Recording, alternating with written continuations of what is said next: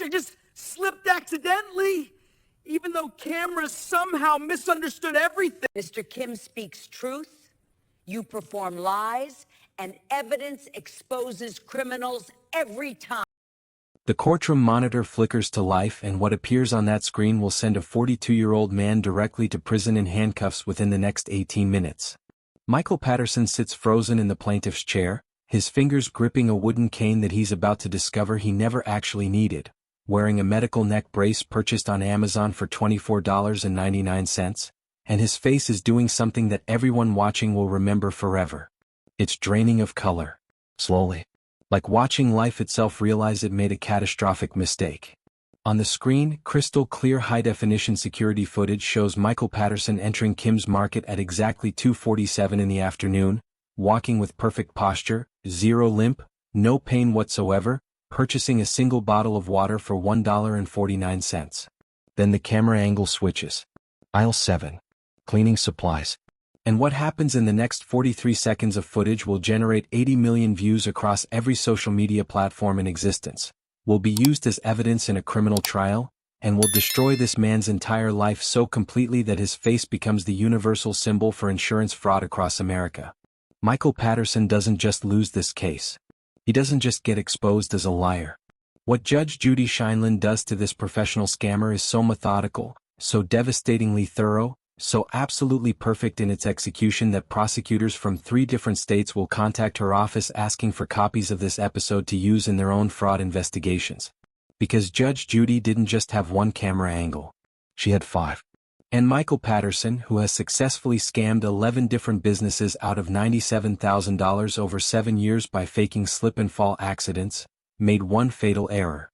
He targeted a 68-year-old Korean immigrant named Mr. Kim who did something none of his previous victims ever did. He fought back.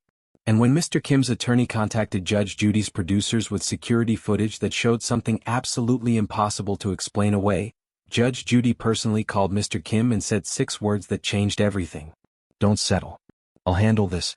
What Michael doesn't know as he sits in that courtroom preparing to lie under oath is that Judge Judy spent the previous 72 hours conducting an investigation that would make FBI agents impressed. She contacted all 11 of his previous victims.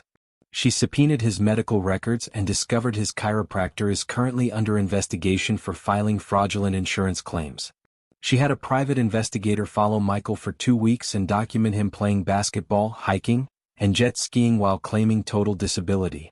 She personally reviewed 147 minutes of security footage from Kim's Market, and what she found was so undeniable, so perfectly documented, so absolutely career-ending that she had the district attorney's office send 2 detectives to sit in the back of her courtroom and wait.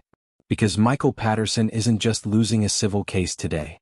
He's getting arrested on national television for multiple counts of fraud, and the internet is about to make him the most hated scammer in American history. But here's what makes this story absolutely insane and why you need to keep watching until the very end. The moment when Michael realizes he's caught, the exact second when his brain processes that every lie he's about to tell has already been disproven by footage he didn't know existed. That moment is so raw, so genuinely terrifying, so perfectly captured by the courtroom cameras that it becomes a cultural phenomenon. Within 3 hours of this episode airing, the clip hits 5 million views. Within 24 hours, 15 million people have watched Michael Patterson's life implode in real time. And the hashtag that trends worldwide isn't just about the scam. It's about what Judge Judy says to him after she plays the footage. 6 words that hit harder than any legal judgment possibly could. 6 words that make the entire gallery erupt in spontaneous applause. 6 words that remind everyone watching why Judge Judy remains the most powerful voice for justice on television.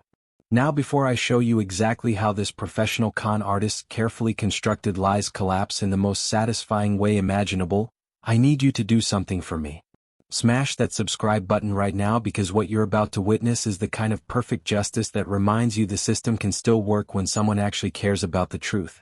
Hit that like button if you've ever been scammed or if you know someone who fakes injuries for insurance money, because this story will restore your faith that consequences are real and accountability is inevitable. Tell me in the comments where you're watching from and whether you think 8 years in prison is enough for someone who spent 7 years stealing from hardworking immigrant families. Trust me, the next 20 minutes will be the most satisfying courtroom destruction you've ever seen, and by the end of this video you'll understand why Michael Patterson's face is now used in law schools across the country as a warning about what happens when arrogance meets evidence and when fraud meets someone who refuses to let criminals win. Michael Patterson discovered his true calling 7 years ago when he realized that most small business owners would rather pay $15,000 to make a problem disappear than spend $25,000 fighting a lawsuit they might lose. He wasn't born a criminal.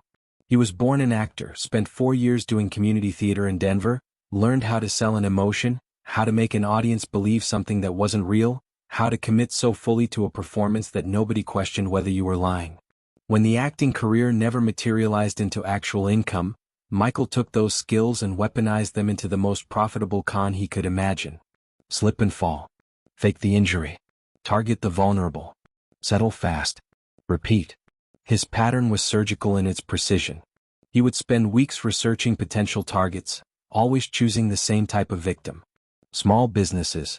Immigrant owners. Limited English. Minimal legal resources. People who came to America chasing dreams and built something from nothing, people who couldn't afford prolonged legal battles, people who feared that fighting back would somehow prove they were the bad guys. Michael kept detailed files on every business in a 50-mile radius, noting their insurance coverage, their security camera blind spots, their customer traffic patterns, their online reviews. He was a predator in the truest sense, and he had perfected his craft over 11 successful scams that netted him $97,000 in fraudulent settlements. The formula never changed. Enter the business. Scout the location. Identify the perfect spot with just enough camera coverage to document the fall but not enough to show him creating the hazard. Wait for witnesses. Create the spill. Perform the fall with theatrical precision, always landing in a way that suggested serious injury but never actually hurt himself. Refuse the ambulance because hospitals ask too many questions and run too many tests. Visit his partner, a corrupt chiropractor who would create whatever medical documentation Michael needed for $1,800 cash. File the lawsuit within 48 hours while the business owner was still reeling.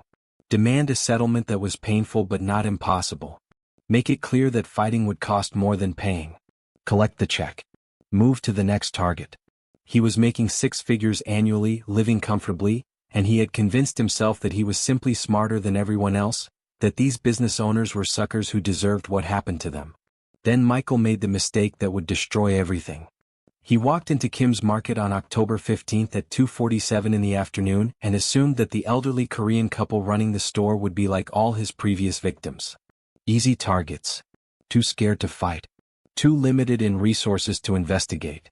He had no idea that Mr. Kim had spent 18 years building that grocery store from absolutely nothing, working 18-hour days 7 days a week, known throughout the neighborhood as the man who gave credit to struggling families and donated food to homeless shelters.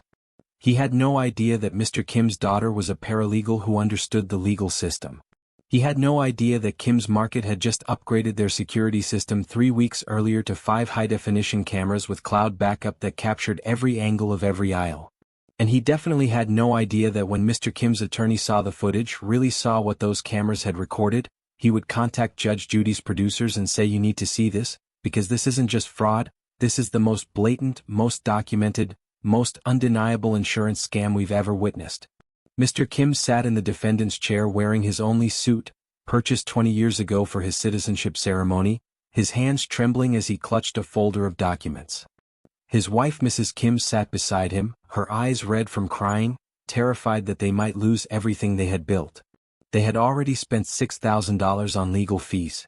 Their insurance company was threatening to drop them. Business revenue had fallen 30% because nobody wants to shop at a store that's being sued. They were one bad ruling away from bankruptcy, from losing the store that represented 25 years of sacrifice, from watching the American dream that brought them across an ocean crumble because a professional liar decided they looked vulnerable. But they had something Michael Patterson never anticipated. They had the truth, documented in high-definition video, and they had Judge Judy Sheindlin, who was about to make sure that truth mattered more than Michael's performance ever could. Judge Judy's courtroom falls into that particular kind of silence that happens when everyone senses something important is about to unfold. Michael Patterson rises from his chair with the exaggerated slowness of someone performing disability, his hand gripping the cane for support he doesn't actually need, his neck brace prominently displayed for the cameras, every movement calculated to convey suffering and vulnerability. He's done this performance 11 times before in depositions and settlement negotiations, and it has earned him $97,000. He has no reason to believe today will be any different. He settles into the plaintiff's chair, wincing dramatically as if even sitting causes excruciating pain, and looks toward Judge Judy with an expression of brave perseverance that he's practiced in front of mirrors for weeks. Judge Judy sits perfectly still behind her bench, her hands folded, her face unreadable, but anyone who has watched her show for more than 5 minutes would recognize the microscopic signs. The slight narrowing of her eyes. The way her jaw sets just a fraction tighter. The absolute stillness that comes before she destroys someone's entire world. She has already reviewed every second of footage. She has already spoken with 8 of Michael's previous victims. She has already coordinated with the district attorney's office. She knows exactly what Michael is about to say, and she knows exactly how she's going to dismantle every single word. But first she's going to let him lie. She's going to let him commit perjury on national television. She's going to give him enough rope to hang himself so thoroughly that there will be no appeals, no second-guessing, no possibility of escape. Mr. Kim, please tell the court what happened on October 15th. Judge Judy's voice is neutral, professional, giving nothing away. Mr. Kim stands, his accent thick with nervousness, his English simple but clear. Your Honor, this man come to my store. He buy water. He walk normal, no problem. Then long time later, maybe 30 minutes, we hear big noise in aisle 7. We go look, he on floor, he say he slip on detergent. But Your Honor, we check that aisle every hour. We keep very clean store. Very clean. 18 years we never have accident. Never. This man he lying. Michael's attorney, a slick personal injury specialist who has handled all 11 of Michael's previous scams, immediately objects. Your Honor, my client suffered severe injuries due to the negligent maintenance of the defendant's store. The medical documentation clearly shows traumatic neck injury requiring ongoing chiropractic treatment. Mr. Kim's claims about the condition of his store are irrelevant to the documented injuries my client sustained. Judge Judy holds up one finger for silence and turns her attention to Michael. Mr. Patterson, have you ever been injured in a store before this incident? Michael doesn't hesitate because he's told this lie so many times it feels like truth. No, Your Honor. Never. This was the first time anything like this has ever happened to me. I'm just a regular person who was shopping for groceries and got hurt because of their negligence. The lie hangs in the air, recorded by cameras, witnessed by everyone present, and Judge Judy makes a small notation on her legal pad. Did you slip unexpectedly or did you see the hazard before you fell? It was completely unexpected, Your Honor. Michael leans into the performance, his voice cracking with practiced emotion. 1 second I was walking normally looking for cleaning supplies, and the next second my feet just went out from under me. There was liquid detergent all over the floor. No warning signs. No wet floor markers. Nothing. I hit the ground hard and felt immediate pain in my neck and back. I couldn't move for several minutes. It was terrifying. And this is the moment, this exact second, when Judge Judy reaches for the remote control that will change everything. But before we show you the footage that destroys Michael Patterson's life in 43 seconds of undeniable evidence, if you're loving this story of perfect justice, hit that like button right now and drop a comment telling me whether you think people who fake injuries should face prison time, because what happens next is so satisfying, so completely devastating, that you'll be sharing this video with everyone you know. Judge Judy doesn't just expose the fraud. She humiliates it so thoroughly that Michael's face becomes a permanent warning about what happens when you lie to the wrong person. Let's watch the security footage, shall we? Judge Judy's voice cuts through the courtroom with surgical precision, and the monitor mounted on the wall flickers to life. The timestamp reads October 15th, 2:47 p.m. The camera angle shows the entrance of Kim's Market in perfect high-definition clarity. The doors open and Michael Patterson walks in, and what everyone sees in that moment makes several audience members gasp audibly. He's walking completely normally. No limp. No pain. No cane. No neck brace. His posture is straight, his gait is confident, his movements are fluid and unrestricted. He approaches the counter, selects a bottle of water from the refrigerated case, exchanges cash with Mrs. Kim while smiling pleasantly, and walks toward the back of the store with the ease of someone in perfect health. Michael's face has gone pale. Your Honor, that was before the accident. Obviously I was fine before I got injured. His voice has lost its confident edge, replaced by something that sounds dangerously close to panic. Judge Judy doesn't respond. She simply advances the footage. The timestamp now reads 2:51 p.m. The camera angle switches to aisle 7, the cleaning supplies section. Michael enters the frame, and what he does next is so deliberate, so clearly premeditated, so absolutely undeniable that his attorney actually closes his eyes and exhales slowly, knowing exactly what's coming. Michael looks directly up at the ceiling camera, scanning the aisle carefully like he's searching for something specific. Then he reaches for a large bottle of liquid laundry detergent on the bottom shelf. He picks it up, examines it briefly, unscrews the cap partially, not all the way but just enough, and then places it on the floor near the shelf support. Not on the shelf. On the floor. Deliberately. Carefully. He glances around to make sure no one is watching, and then he walks away, his movements still completely normal, no sign whatsoever of any physical limitation. The courtroom has gone absolutely silent. Even the bailiff has stopped moving. Mr. and Mrs. Kim are holding hands so tightly their knuckles have turned white, tears streaming down their faces as they watch their nightmare being validated in real time. Michael tries to speak but Judge Judy cuts him off with a single word. No. Her voice is ice cold. You will sit there silently and watch what you did. The footage continues. The timestamp jumps forward. 2:52 p.m. 3 p.m. 3:10 p.m. Different camera angles show Michael browsing the store, walking up and down aisles, checking his watch repeatedly, killing time. He's waiting. Creating distance between placing the bottle and the fall. Establishing plausible deniability. 27 minutes pass on the footage, and during every second of it, Michael Patterson walks with perfect mobility, reaching for items on high shelves, bending down to examine products on low shelves, moving with the unrestricted ease of someone who has never had a neck injury in his entire life. Then the timestamp hits 3:18 p.m. Michael returns to aisle 7. He pauses at the entrance of the aisle, looking around carefully, and the camera captures something that makes Judge Judy pause the footage. His face. The calculation in his expression. The way his eyes scan for witnesses before he proceeds. This isn't someone about to have an accident. This is someone about to commit a crime. Judge Judy resumes the footage, and what happens next will be shared 80 million times across every social media platform in existence. Michael walks toward the detergent bottle he placed on the floor 27 minutes earlier. He sees two customers in the adjacent aisle, perfect witnesses who won't see the setup but will hear the fall. He positions himself carefully, looks down at the bottle, and deliberately kicks it with his foot. The detergent spills across the floor in a wide puddle. Michael steps into the puddle, and then, in the single most damning piece of evidence ever captured in insurance fraud history, he slowly, carefully, methodically lowers himself to the ground. Not a fall. A controlled descent. He arranges his body position, lying in the puddle with theatrical precision, and then he waits. 15 full seconds pass where he's just lying there, completely still, preparing himself. And then he starts yelling. But Judge Judy has one more camera angle. A hidden security camera that Mr. Kim's security company installed without marking its location, positioned at an angle that captures something no one was ever supposed to see. Michael's face during the entire performance.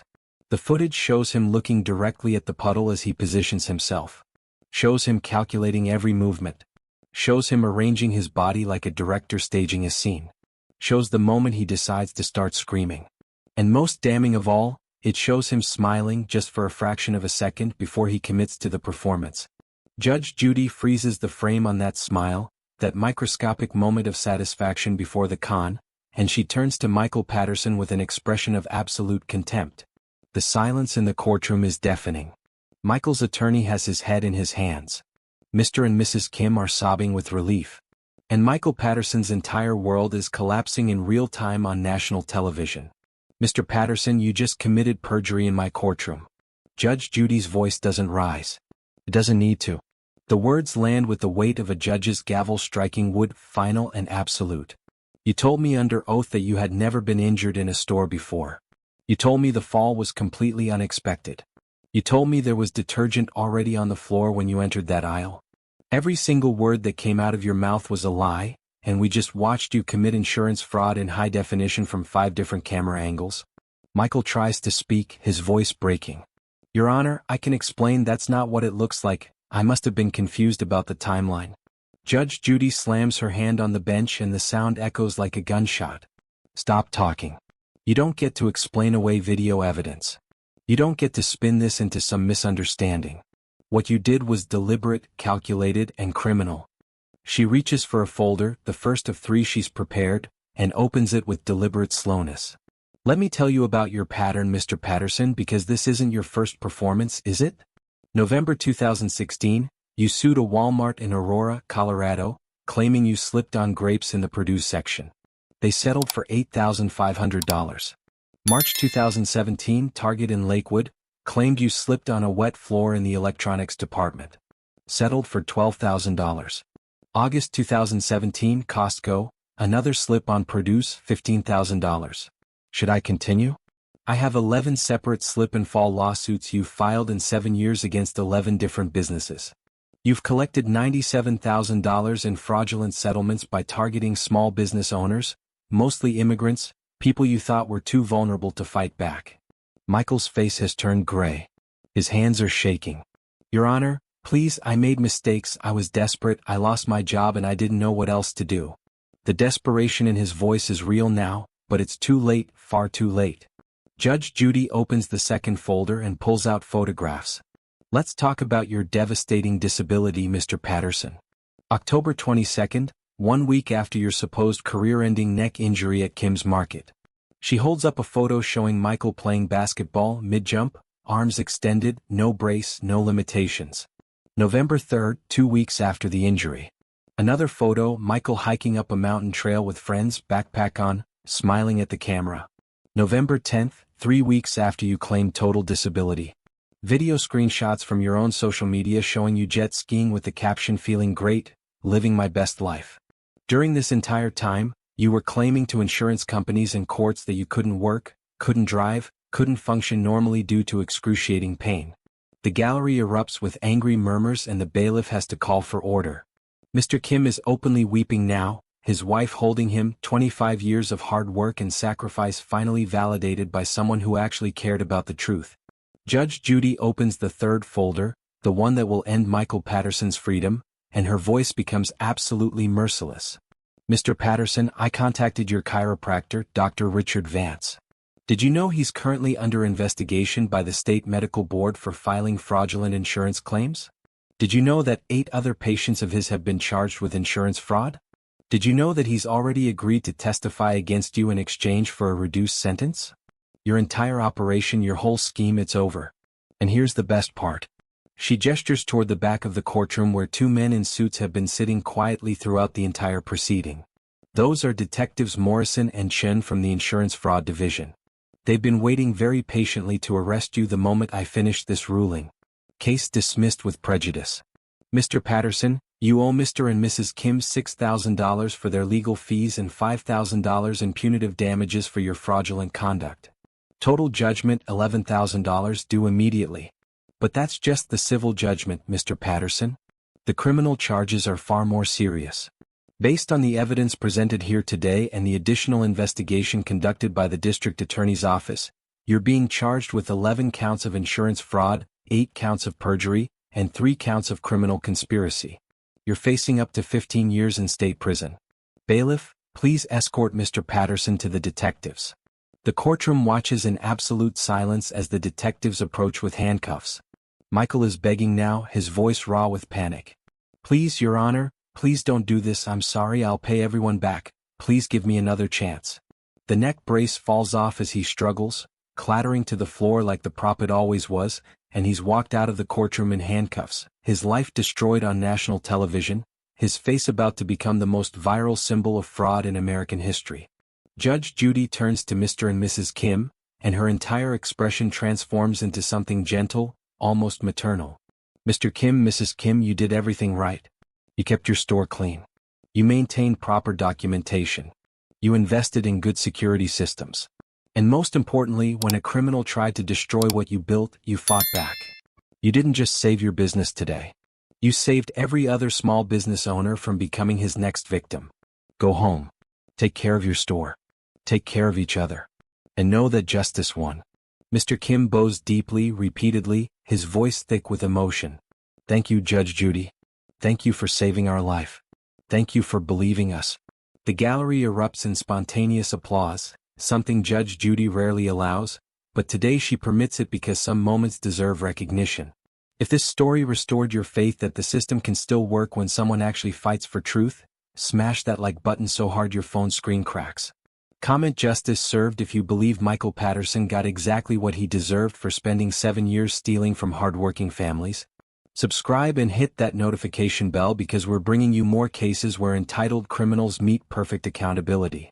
Share this video with everyone who needs to see what happens when fraud meets someone who refuses to let scammers win. Remember this, you can lie to a lot of people for a long time, but eventually you'll face someone like Judge Judy who cares more about evidence than performance, and when that happens your entire world collapses in the most public way imaginable. This has been the story of how one security camera became a hero, how one immigrant family's courage protected an entire community, and how 80 million people watched justice get served with handcuffs and a viral video that will last forever. Michael Patterson walked into that courtroom thinking he'd walk out with $20,000. Instead, he walked out in handcuffs facing 15 years in prison, and the internet made absolutely sure that his face will forever represent what happens when arrogance meets accountability and fraud meets someone who actually investigates.